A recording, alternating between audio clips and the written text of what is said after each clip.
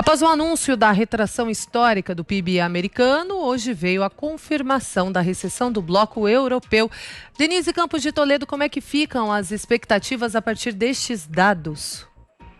Olha, Kalina, foi um tombo bem pesado também da Europa. Não chega perto dos mais de 32% dos Estados Unidos, mas a zona do euro teve uma queda de 12,1% e toda a União Europeia, se considerarmos aí 27 países, foi de 11,9%. E com isso, a zona do euro entra tecnicamente numa retração, porque o primeiro trimestre também foi negativo. Vale lembrar que eles foram atingidos pela pandemia antes aqui do Brasil, antes dos Estados Unidos. Então, desde o primeiro trimestre, as economias lá já vinham enfrentando muitas dificuldades. E são quedas bem acentuadas que você vê em vários países. O pior deles foi a Espanha, 18,5% de queda. A Alemanha, que é a maior economia da região, 10,1%.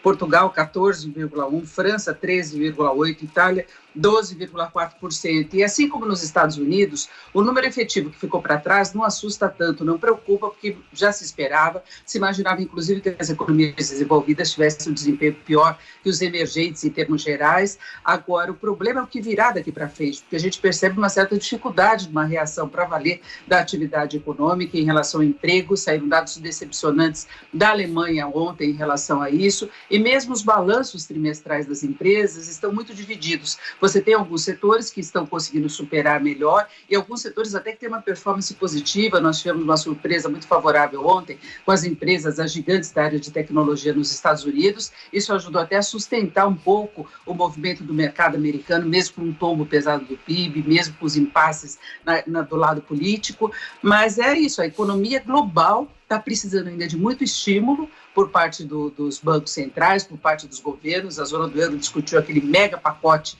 de estímulo, mas mesmo assim ainda se trabalha com números muito ruins para o fechamento deste ano. E fica com a expectativa melhor para o ano que vem, mas isso vai depender muito do controle da pandemia. Daí a reação positiva do mercado, cada vez que se tem o avanço de uma pesquisa relacionada às vacinas, uma nova fase de testagem. Agora, Denise, esses números, eles têm alguma influência na abertura do mercado hoje? Tiveram, sim, assim como também os balanços trimestrais. Ainda tem uma certa repercussão, como eu disse, daqueles balanços que foram divulgados ontem da área de tecnologia, mas a gente vê um movimento muito desigual. Nós temos agora na Europa um movimento fraco das bolsas em geral. No Reino Unido, queda de 0,22%, Bolsa do Japão caiu 2,82%. Vale lembrar que agora é fechamento de mês, não é? Então, aqui no Brasil, nós ainda temos o dólar na abertura, com uma leve alta de 0,2%, a cotação de venda do comercial em R$ 5,17, mas é o que eu já falava nos últimos dias. A gente tem nesta semana, hoje, a formação da Petax, que leva a uma disputa maior do mercado. A gente não consegue prever qual vai ser o fechamento do dólar. As bolsas vêm com uma tendência de recuperação, apostando que haverá uma recuperação melhor das economias também. Só que com muitos altos e baixos, você não pode contar com uma tendência contínua de recuperação, mas de qualquer modo as bolsas têm atraído muito dinheiro, porque os juros no mundo estão baixos demais. Muito bem, Denise, obrigada pelas informações. Ótimo fim de semana para você.